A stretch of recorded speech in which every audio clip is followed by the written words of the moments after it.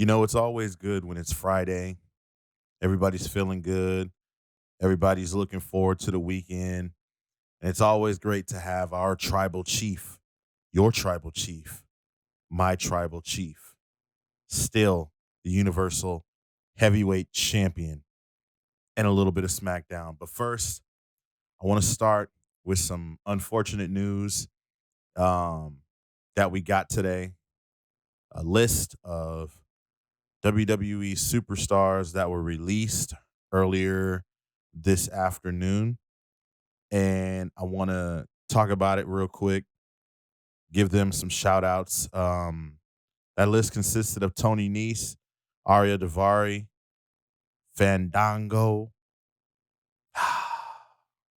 Chase Parker, Matt Martell, also known as Ever Rise, August Gray, Tyler Breeze, the Singh brothers, Kurt Stallion, and Marina Shafir. So yeah, man, it was tough to wake up this morning and see on Twitter that there was going to be some more releases. Um, and, you know, it's kind of like you don't really know how to feel. Like, I hate to get mad at stuff like this, like, and be like, oh man, fuck WWE, because I know that it's a business. And then I kind of I also try to put myself in, the shoes of the wrestler, the human being that just lost their job. I mean, we've all been there, right? Um, it sucks. It honestly sucks. I could say for some people who have gotten released in the past, and I know not even that I could say, I know I have said in the past that, maybe they weren't doing enough, or maybe, they weren't trying hard enough, or maybe this or maybe that. Nah, man. It's getting out of hand. It's getting ridiculous. It's kind of crazy. It sucks. It's not a good feeling at all. Um, and as a fan, it's also not a good feeling, man. And I maybe the non good feeling comes from a different place for me, because it's just like, man, like I'm a real true like WWE fan. I know that the joke shill gets thrown around and all that bullshit, but I'm a real fan, man. And so yeah, it does suck to see a lot of these guys and girls get fired. Um, knowing that, I mean, there's two sides to it. Knowing that they're able to go somewhere else now, knowing that there's a lot out there, a lot of opportunity for each and every one of these performers. That's the greatest thing, because I know I'm gonna see them again soon, right? But then also it's just like, damn, that's another L for WWE. And while they still have a shit ton of talent, and you look at it and you think like, well, you know, it is what it is. Like, I don't know, like they won't be missed, or not to say they won't be missed, but like you have to start to think like maybe WWE just like kind of feels like, whatever, it is what it is, right? I don't know. I'm kind of lost for words on the situation. Tyler Breeze was fantastic. I loved him. I enjoyed his match with Jushin Thunder Liger. He was one of my favorites growing up as a kid. Tony Nese, I always loved Tony Nese. I enjoyed his time in WWE. Um, when he was cruiserweight champion, I was big on him. I thought he was going to take the division to the next level. Chase Parker, Matt Martell, man, ever rise. If you could get any two guys and just, I don't know, man, these two guys off camera were two of the funniest guys I've ever seen in wrestling. And that's like, I mean that. That's facts. Like, that's really the truth. Kurt Stallion, I thought he was a really great in-ring performer. Sad to see him go. Um, Singh brothers. It's crazy. A lot of these guys like Fandango and Davari and Nice and Singh Brothers and Tyler Breeze, they've been with the company for quite some time. So it's like, damn, I hate that. Like I was devastated when Mike Chioda got let go and he was there for 31 years. It's kind of like, damn. And neither one of these guys or girls were there for nearly that long. Not even close, but still. Well, kind of. I think Tyler Breeze and Fandango was with the company for what? Oh, at least over I don't know. Is it over 10 years? Yeah, it had to be over 10 years or something like that. I don't know, maybe close to it. Who knows? But shout out to each and every one of them. And, I'm sure in the 30, 60, 90 days that each person has. Oh, I'm sorry. I forgot to mention Killian Dane. Killian Dane was also released. Man, that's a huge blow. It is. It truly is, man. So I hope that I know that they'll be fine. You know, everybody who's close to everybody who's been released from WWE um has been fine. And so I know they will too. So again, shouts out to them. Um and yeah, I guess I'll move on. Probably best that we brighten up the mood. Didn't mean to get so down. It's just sad. You know what I mean? It's just crazy. And I guess I kind of feel bad because whenever these releases used to go down, I used to look at it from a fan, right? And be like, oh man, like maybe they didn't work hard enough or they weren't that good anyways. You know what I mean? But then when you read some of these responses and you read what how these guys and girls feel after they get released, um, you start to look at the human being more than the performer and you know, that WWE has a shit ton of money. Like it's not come on. You're not releasing them because you need the money, you know? I don't know. Even though that might be the truth and that might be what's said, it's like, come on. You don't need it. But moving on, let's get into SmackDown. Again, thank you all for tuning in. Make sure you guys follow me on all socials at Within the Ropes. Follow me at Brian Tronic. I didn't even say welcome. Welcome to Within the Ropes podcast, ladies and gentlemen. Um, let's not waste any time. Let's get into it. SmackDown started off, of course, with a lovely video package. And then we see Roman and Jimmy Uso in the back. And Jimmy said he heard from his brother Jay. He said he's not coming back though. And he says that he's here. He's like, hey, I'm here. I'm here. He says, I got your back, Oos. And you know, Roman said, all right, prove it. He said, you here. You could be main event. You could be here. You could do the things that your brother did. Roman seemed to be upset that Jay was gone, which I would be too. Someone who I've sort of groomed and molded into this ride or die. You know what I'm saying? The right hand man, main event Jey Uso, right?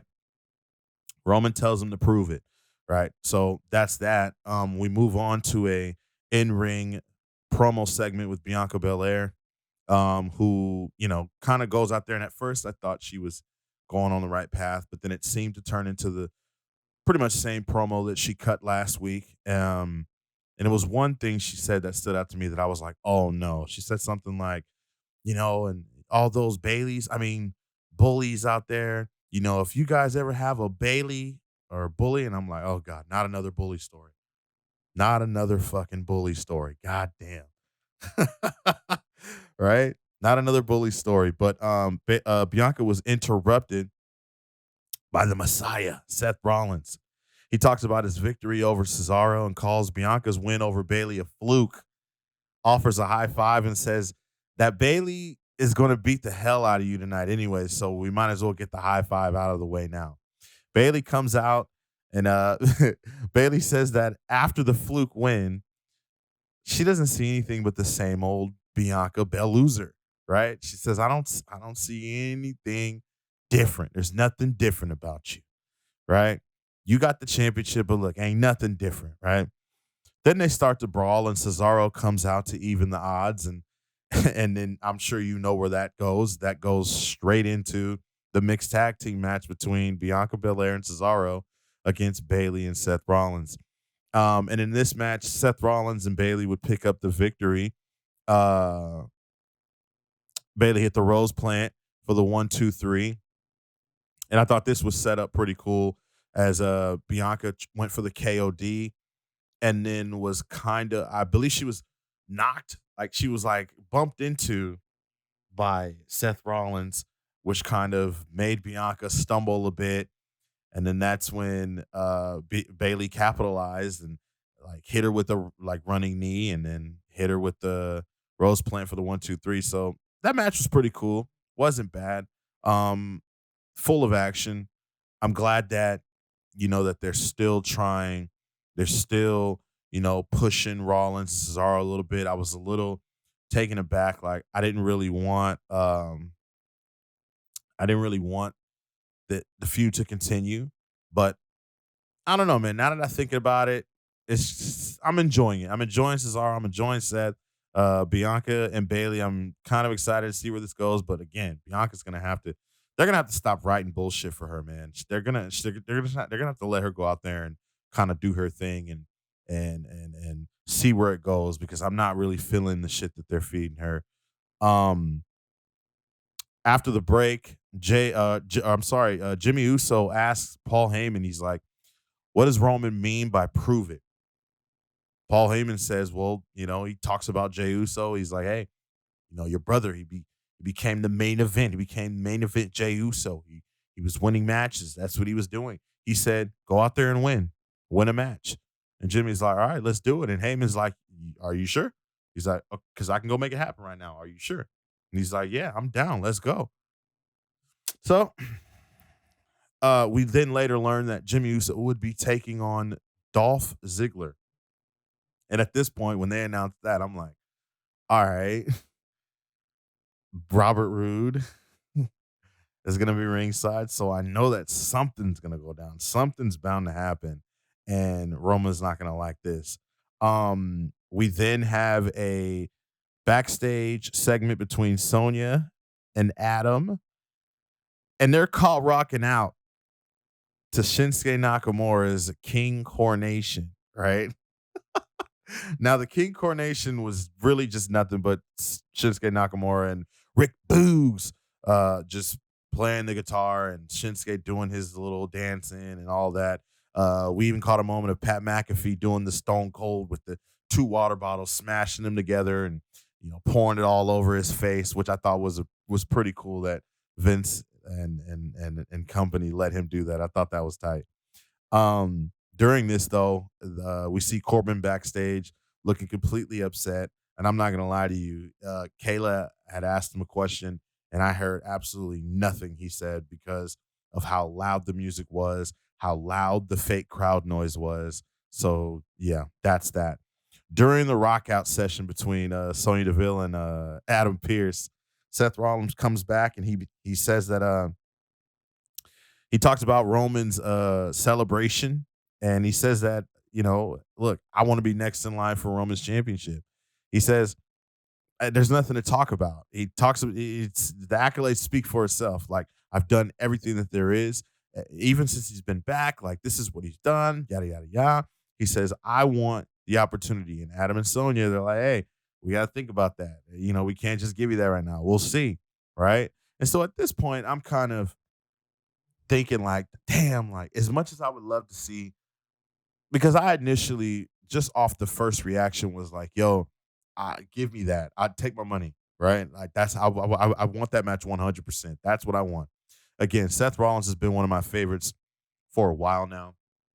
I was in attendance when he cashed in Money in the Bank at WrestleMania 31 and became the WWE champion. That was one of the most genuine moments that I've personally felt being live at a wrestling show. That electricity, 70 plus thousand fans. Listen, if you guys have never been to a WrestleMania, get to one ASAP. don't worry about the car, don't worry about nothing.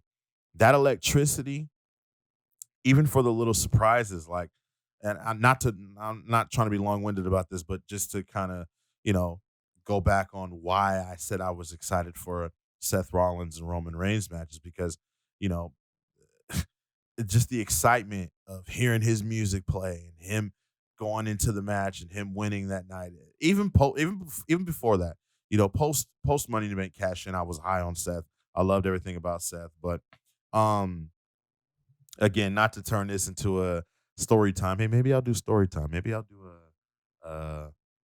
maybe like a Brian Tronic within the ropes. Um, I don't know, like wrestling show special where I talk about all the wrestling shows I've been to from when I was a kid to now, you know. I don't know. Maybe I'll do that. That seems interesting. I don't think people are really doing that. A lot of people review shows, but they don't really talk about the experiences that they've had at shows and what they remember and why they like certain people and when they became a fan. We'll talk more about that later. Um, but yeah, I initially said I was excited for Seth and Roman, but then I started to think like both of them are heels. How's this going to work? Especially with fans back. We don't need anybody cheering Roman Reigns. We don't need that. And I don't think that that would happen. I think that if put in that position, obviously Seth Rollins would be the babyface. I know that some people would think otherwise because of his track record and because I think a lot of people have an issue with him personally. But I truly think that Seth Rollins would be the babyface. I don't think fans would even think to boo, or I'm sorry, think to cheer Roman Reigns.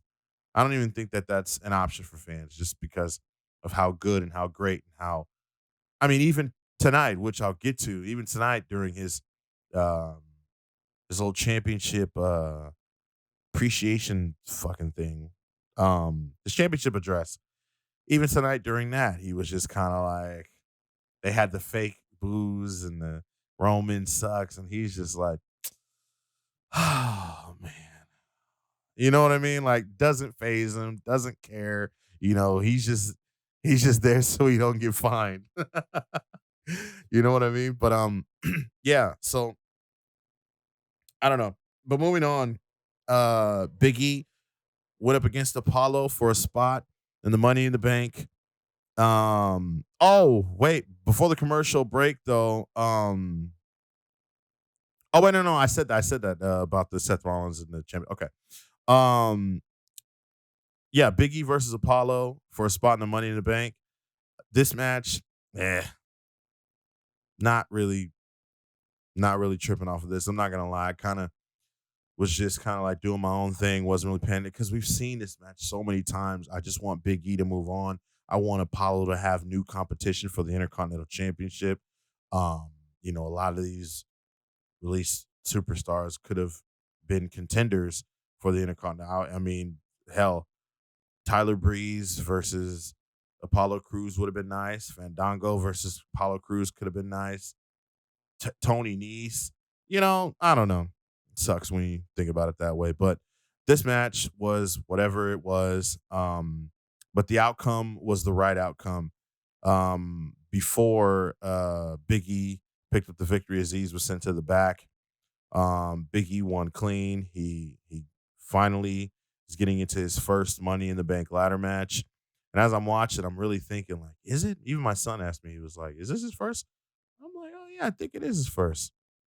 So this will be cool. I know a lot of you are already speculating Big E's gonna win Money in the Bank. I seen someone on Twitter say he's gonna win the money. Oh no, yeah, he's gonna win the Money in the Bank. He's gonna cash in on Kofi. Listen, I'm all for that if that happens. Um, Kofi's got to get the title first though, and I don't know. That seems hard for me to believe, knowing that SummerSlam is just around the corner. Yeah, I don't know if that's gonna happen or not. So we'll see though. Anything can happen in the world wrestling entertainment. Um, Now Kayla was seen interviewing Sami Zayn backstage. says that after beating Kevin Owens, that there's order and justice. He says he feels that there's order and justice now, and this might be the best week of his whole life. Kayla then tells him that next week he's facing KO in a Money in the Bank qualifying match, and Sammy starts to freak out, and he says, she's messing with the cosmos. He said, "You're messing with the cosmos." He says that this is the worst week of his life, and I thought that that was pretty crazy. And I also said on Twitter, like, Sammy's the type of dude that if you're in public and you don't want anybody to talk to you or mess with you, you just act crazy like Sami Zayn. That's what you do. That's how you act when you don't want people to fuck with you, right?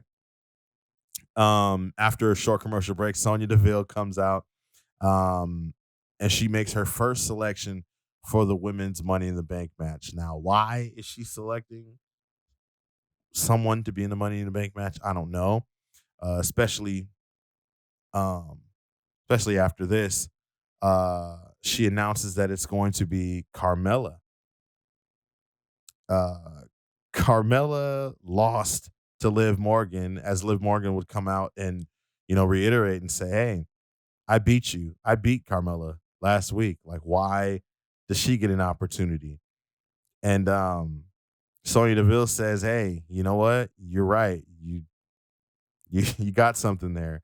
And instead of saying, "You know what? This match is going to be a qualifying match," she says, don't worry, Mela. I'm not going to take you out of the match. But Liv, if you can beat Carmella, then I'll consider it.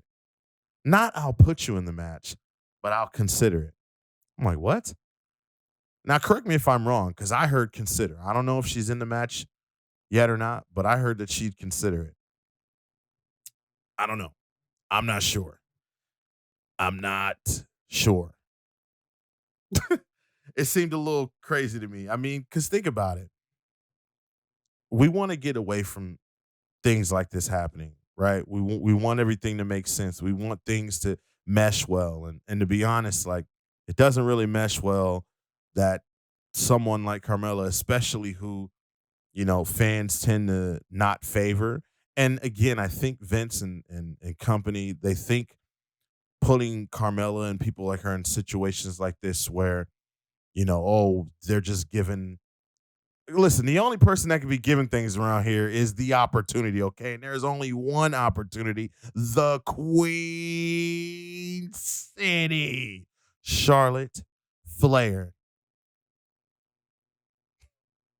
okay? That's the only opportunity. But like I was saying, people tend to think that Carmella and, a lot of these other girls just are given opportunity, given things, and it doesn't work when fans already don't like, the person, period. Like, I don't know, Carmella is not really a fan favorite at all. So it's just kind of like, let's just go. You know what? Let's give her a spot in the women's Money in the Bank ladder match. I don't think that that's such a good idea, especially when you have Liv Morgan, who has gone through the ringer of upsets when it comes to her career being on hold. 1 minute she has a partner, next minute she doesn't. 1 minute she's in the Riot Squad, next minute she's a solo act. Like, it's like, come on, man, give Liv a chance and let her go out there and prove that she deserves to be in this spot, and that, or more so, deserves to be champion. Um, there's a backstage segment prior to this match, and Sami Zayn goes to Adam, and he's complaining about the match next week with Kevin Owens. He said, "I already beat him," and this is kind of the same situation. It's just like, why are they fighting in a qualifying match when Sami Zayn just beat Kevin Owens on pay per view? Like, he just beat him, so it doesn't really make sense to me why they're fighting again. And I honestly think that if you're going to announce two people, I would have announced Liv Morgan, since she beat Carmella, and I would have announced Sami Zayn, and then maybe have KO and Carmella, since they lost last week, maybe put them in a qualifying match. That makes more sense. But who am I, right? I'm just a guy who fucking talks about wrestling on a podcast and likes playing video games and shit. Um, it was at that point Adam tells him that he said, just give me the briefcase. He says, I already beat him. He says, you might as well just give me the briefcase, or better yet, just, you know, just give me everything, right? Adam tells him, nah. He says, in fact, next week, the match that you're going to have with KO is going to be the last man standing. So I guess that should be interesting, right? Seeing Sammy and KO fight is fun sometimes, but for the most part, it's fun. It's entertaining. You know they're going to beat the hell out of each other. You know it's going to be a good match. Last man standing just adds to that. So, we'll see. But we get Carmella versus Liv Morgan, and Liv picks up the W in this match, in a whatever match. It wasn't, you know, that entertaining or whatever, but I'm glad that Liv Morgan won, and she, I guess, gets considered for a spot. I don't know. Correct me if I'm wrong, you guys. I don't know. Um, the next match is Jimmy Uso versus Dolph. And prior to the match, he's in the back. He's getting ready. He says he dedicates this match to the family and his brother. He says, I hope Roman's watching. He said, Uso, I hope you watch it. Right? And so I'm thinking, oh, he's definitely gonna fucking lose now. Definitely gonna lose. 100%, right? But I was wrong. I was wrong. He beats Dolph Ziggler clean. Clean. Clean. Clean. Wasn't expecting that. After the match, you see Roman looking on from Gorilla. Jimmy comes through the curtain and he's like, huh? He's like, how was that? Roman's music hits and it looks as though they're all gonna, make their way back to the ring. And Jimmy is stopped by Heyman. He's like, and again, Heyman said something to him, and I'm not gonna lie to you. I couldn't hear what he said clearly because the music and the fake crowd was too loud. But that seems to be every WWE show as of late. So I'm just gonna assume that Heyman was like, nah, not tonight. Let us go out here and handle business. Right. So the tribal chief is out for the championship address. Heyman plays a video package of the last few weeks of Roman taking out Dom and Ray. He reacts to the viral fans saying, virtual fans say, why did I say viral? He reacts to the virtual fans saying Roman sucks. And then he names off some opponents of Roman. He named them all. And he goes on to say that he's wiped out the entire division. He says there's no one left. Not one person. Right? And at this point, I'm like, yo, is he finna announce that he's going over to Raw? Or because there's no competition on SmackDown? Or even just, I'm thinking like, yo, are we gonna get Cena now? Like, is Cena gonna come out here but nope, it wasn't Cena. It wasn't Raw. He wasn't relinquishing the title. In fact, we never really got to hear what Roman got to say because Edge music hit and Edge returned. He walked down that ramp and he got straight to work. He attacked Roman. Roman hits Edge with a Superman punch. They brawl. Roman gets the upper hand. Then Edge hits him with a chair. He goes back in the ring. Edge tries to go for a concerto, and then Jimmy Uso comes to the aid of Roman Reigns. Now, at this point, I'm thinking, yo, something bad is going to happen. Like, he's going to hit Roman with a chair, or he's going to strike Roman in some way, shape, or form, and this ain't going to end good for Jimmy. But I was wrong. Well, kind of, because something bad did happen to Jimmy as he was speared through the barricade by Edge. He gets in the ring. Roman and Heyman are kind of already on their way up to the ramp. And Edge kind of looks away into the camera and he goes, you want me? Roman, where are you? You want me? I'm right here. Which I thought was strange because Roman and Heyman were right there on the ramp. But nonetheless, it was still a good touch. It was a nice way to end the show. I wasn't mad at it. I liked it. So yeah, it seems like we're getting Roman versus Edge at Money in the Bank. I know you've all heard the rumors and the talk about a possible Edge versus Seth Rollins at SummerSlam. Um, so I mean, we can kind of write this one out, right? Like Seth Rollins cost Edge this match, which will set up the match between them two at SummerSlam. I don't know. I don't know how that leaves it a wide open window for Cena. I don't know why Edge would. I mean, it seemed like Edge's road to the championship. I mean, it would kind of make sense because when Edge won the Royal Rumble, he, you know, got cheated out by Daniel Bryan coming in and the match being made a triple threat. It's just kind of, and then now it's just like, fuck, like every time I try and get to the title, which I don't know. I don't think Edge's motive, I don't think the way Edge feels, I don't think it's about the championship at this time. It may just be about him wanting to get his revenge and his payback for, the concerto at WrestleMania. Obviously, he went straight to it. He was trying to do it to Roman, so this may have more to do with him just trying to kick Roman's ass than it does um from Edge's initial goal was to come back and be champion again. So um it was a good episode of SmackDown. I enjoyed it. Tomorrow night we got AEW Dynamite. Jungle Boy challenges Kenny Omega for the AEW World Championship. That should be a good one. Make sure you guys follow my socials at Within the Ropes and at Brian Tronic. And I can't stress this enough. I appreciate everybody who's been listening, everybody who's been tuning in. Thank you so much. Another episode, right? I didn't talk too much about Charlotte. I had to get her in there though, because she is the best women's wrestler in the world. Okay? The best. 100%. I promise. And she's going to regain her Raw Women's Championship at Money in the Bank. And she will be the 14-time women's champion. And then I'll have to talk more about her because she'll be champ.